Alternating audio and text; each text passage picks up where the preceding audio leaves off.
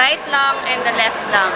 So, right lung, the bronchus is shorter and wider in diameter. And the arrangement of the hilum is from superior to inferior.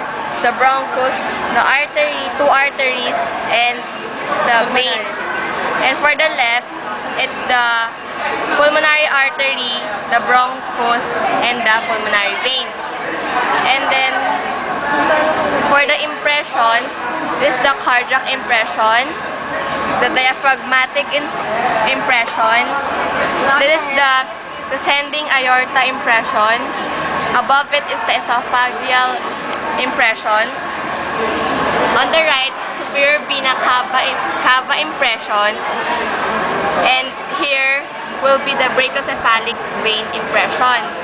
Along with the brachiocephalic vein will the zygous vein follow.